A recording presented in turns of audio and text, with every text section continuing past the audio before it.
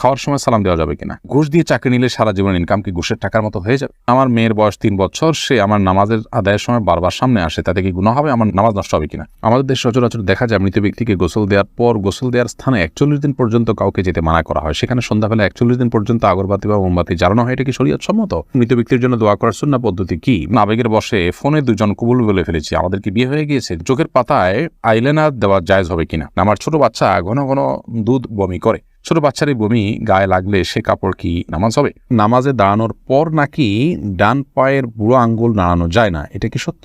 ফজর নামাজের আজানে আসসালাতু খায়রুম মিনান নাওম বলার সময় আমরা উত্তরে কি পড়ব? অনেক বয়স হওয়ার পরও আমার বড় ভাই বিয়ে করছে না, পরিবার চাচ্ছে আমাকে বিয়ে করাতে, কিন্তু আমি সমাজের মধ্যে লজ্জিত হয়ে যাচ্ছি, আমার কি করণীয়? চলুন তাহলে আর বিলম্ব না করে আপনাদের প্রশ্নের উত্তর দেওয়ার আলোকিত ভবনে আমরা প্রবেশ করি এবং শুরু করি আমরা প্রশ্নোত্তর দেওয়ার পালা।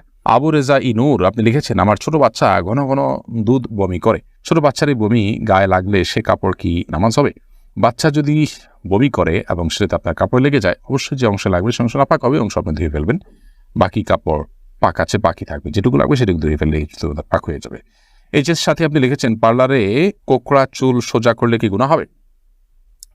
কোকড়া চুল আপনার যদি মনে করেন যে এটা আপনার সৃষ্টিগত একটা সমস্যা, আপনার এটা রোগের মতো অস্বাভাবিকতা আছে এর মধ্যে, তাহলে সেক্ষেত্রে এটা সোজা করার জন্য আপনি চেষ্টা করলেন এবং ব্যবস্থা নিলেন, তাতে ইনশাআল্লাহ গুনাহ হবে না। রেজাউল আমিন আপনি লিখেছেন, অনেক বয়স হওয়ার পরও আমার বড় ভাই বিয়ে করছে না, পরিবার চাচ্ছে আমাকে বিয়ে করাতে, কিন্তু আমি সমাজের মধ্যে লজ্জিত হয়ে যাচ্ছি, আমার কি করণীয়? লজ্জিত হওয়ার কিছু নেই। বিয়ে বড় ভাইয়ের আগে ছোট ভাই করলে যে কোনো গুনাহ হয় এরকম না, এটাকে দোষণীয় মনে করাটা আমাদের সমাজের ত্রুটি বরং। অতএব সমাজের ভুল ভাঙার চেষ্টা করাটা দোষণীয় কিছু না। আপনার পরিবার যে আপনাকে বিয়ে করতে চাচ্ছে এটাই তো শুকর আদায় করার মতো বিষয়। যে অনেক পরিবার তো বড় ভাই বিয়ে না করলে ছোট ভাইকে আটকে রাখেন, আপনার বড় ভাই আটকাচ্ছে না, আমার মনে হয় আপনার বিয়ে করতে আগ্রহী হওয়া উচিত। নারুজ্জামান সরকার এর থেকে আপনি লিখেছেন, ঘুষ দিয়ে চাকরি নিলে সারা জীবন ইনকাম কি ঘুষের টাকার মতো হয়ে যাবে?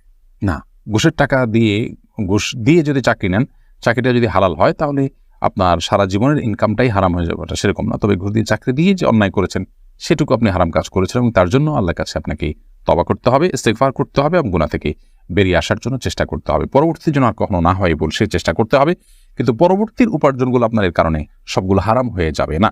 শিহাব আপনি লিখেছেন, খাওয়ার সময় সালাম দেওয়া যাবে কিনা? খাওয়ার সময় সালাম দেওয়া নেওয়াতে মৌলিকভাবে কোনো অসুবিধা নেই, যদি ডিস্টার্ব ফিল না করেন যাকে সালাম দিয়েছেন তিনি, তাহলে সেক্ষেত্রে খাওয়ার ফাঁকে ফাঁকে আমরা কথা বললে সেটা যেরকম নাজায়েজ নয়, ঠিক সালাম আদান প্রদান করলে সেটা নাজায়েজ নয়।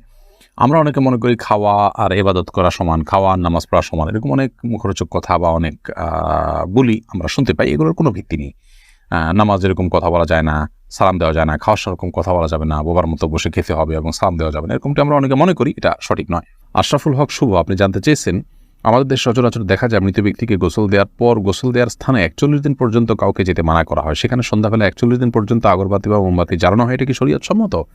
কোনো জায়গায় মৃত ব্যক্তিকে গোসল দেওয়া হলে সেখানে এই প্রথাটি আমাদের সমাজে অনেক ক্ষেত্রেই প্রচলিত আছে, যে আগরবাতি বা মোমবাতি ইত্যাদি সেখানে আপনার জ্বালানো হয় এবং সন্ধ্যাবেলা 41 দিন পর্যন্ত এই কাজটি করা হয়, কেউ সেখানে যেতে চাইলে নিষেধ করা হয়। এটি সম্পূর্ণ কুসংস্কার এবং এ ধরনের বিশ্বাসগুলো শিরকি বিশ্বাস, কুসংস্কারচ্ছন্ন বিশ্বাস।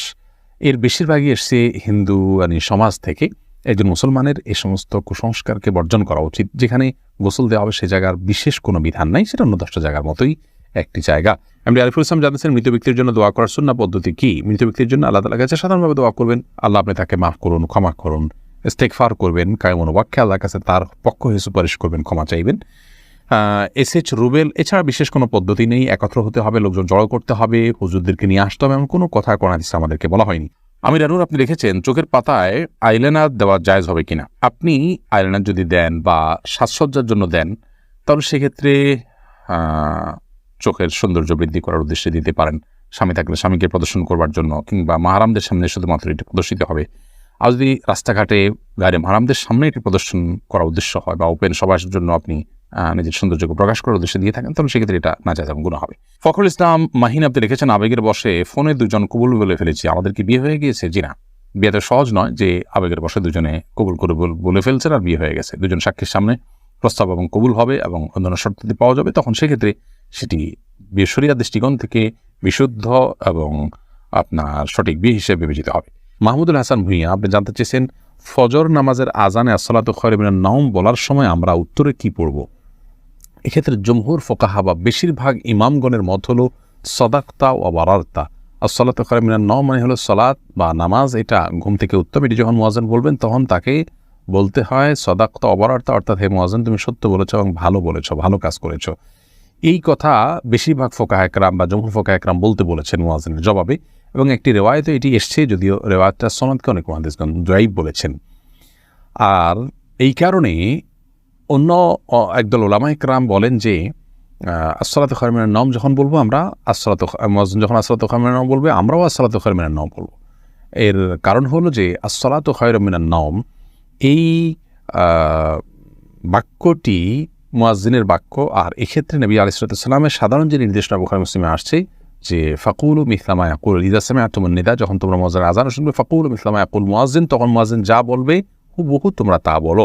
শুধুমাত্র হাইয়া আলাস সালাহ হাইয়া আল ফালাহর মধ্যে নবী আলাইহিস সালাম ওই হাদিসে লা হাওলা ওয়া কুওয়াতা ইল্লা বিল্লাহ বলতে বলেছেন। অতএব দুইটা বাদে বাকি সবগুলোতেই ওই হাদিসের সাধারণ যে নির্দেশনা সেটা অনুযায়ী আসসালাতু খায়রুম মিনান নাওম শুনলে আসসালাতু খায়রুম মিনান নাওম অর্থাৎ হুবহু এটা অনুকরণ করার নির্দেশনা দিয়ে থাকেন।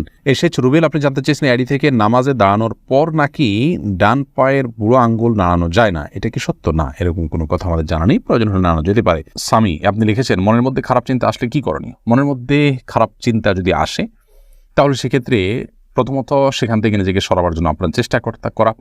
খারাপ চিন্তা যে কারণে আসে, যে জায়গায় গেলে আসে, বিচরণ করলে সেই জায়গাগুলোতে সরে আসা এটা কর্তব্য। আর আল্লাহ সম্পর্কে, আখিরাত সম্পর্কে বাজে চিন্তা ইত্যাদি অনেক সময় আসে, এরকম আসলে তাহলে সেক্ষেত্রে বাম দিকে 3 বার প্রতীকী থুতু ফেলে থু এভাবে 3 বার প্রতীকী থুতু ফেলা এবং আমানতু বিল্লাহি ওয়া রাসূলিহি পড়া এবং আউযু বিল্লাহি মিনাশ শাইতানির রাজিম পড়া, এগুলোর মাধ্যমে ইনশাআল্লাহ বিদিনিল্লাহ আমরা মনের বাজে চিন্তাকে দূর করার চেষ্টা করতে পারি। করির বেগম লিখেছেন আমার মেয়ের বয়স 3 বছর, সে আমার নামাজের আদায়ের সময় বারবার সামনে আসে, তাতে কি গুনাহ হবে? আমার নামাজ নষ্ট হবে কিনা? না, আপনার গুনাহ হবে না এবং আপনার নামাজ নষ্ট হবে না। তবে ছোট বাচ্চা আপনার নামাজের খুব বেশি সমস্যা তৈরি করবে এরকম মনে হলে অন্য কেউ থাকলে তাদেরকে দিয়ে তাকে ধরে রাখার বা তাকে নিয়ন্ত্রণ করার ন্যূনতম চেষ্টা করা উচিত। আব্দুর রহমান জানতে চেয়েছেন আমি একজন দর্জি, মহিলাদের পোশাক তৈরি করি, আমি যদি কোনো মহিলাকে তার ইচ্ছা মতো ডিজাইন জামা বানিয়ে দিই আর সে যদি সেটা পরে বেগানা পুরুষের সামনে যায়, দিকে আমার পাপ হবে? যদি এমন হয় যে পোশাকটা বানানোই হচ্ছে পাপের কাজের জন্য আপনি জানেন, তাহলে সেক্ষেত্রে তাকে সহায়তা হবে তার সেটা তৈরি করে দিলে। সেজন্য এটি তৈরি করার ক্ষেত্রে আপনি ডিনাই করা উচিত, এতটুকু এখতিয়ার অধিকার আপনার থাকা উচিত এবং ইমানি গায়রত যেটাকে বলে ইমানি আত্মসম্মান বোধ সেটা আপনার থাকা উচিত। আর যদি এই লেভেলের সমস্যা না হয়, বরং এটা তিনি বাসায় পড়তে পারেন, তার স্বামীর সামনে পড়তে পারেন, বাহিরে পড়তে পারেন, কি করবেন আপনি জানেন না, তাহলে আপনি খুঁচিয়ে তাকে জিজ্ঞেস করার কোনো প্রয়োজন নেই এবং এর কারণে আপনার গুনাহ হবে না। তিনি যদি এটাকে অন্যায় কাজে ব্যবহার করেন ইনশাআল্লাহ আপনার গুনাহ হবে না। এস এ হাবিব আপনার প্রশ্নটি আপনি লিখেছেন নিজের ছেলেকে আব্বু এবং মেয়েকে আম্মু সম্বোধন করে ডাকা যাবে কিনা? স্নেহের জায়গা থেকে বা মমতা করে তাদেরকে আব্বু বা আম্মু ডাকতে কোনো অসুবিধা নেই, এটার উপকার্থে আব্বু আম্মু ডাকা হয়। আব্বু আম্মু ডাকার মানে এই না যে আমার কাগজে কলমে জন্মদাতা পিতা বা মাতা হিসেবে তাদেরকে ঘোষণা দিলাম, এরকম তো আর কেউ করে না। অতএব স্নেহের বসে তাদেরকে আব্বু কিংবা আম্মু ডাকাতে কোনো সমস্যা নেই।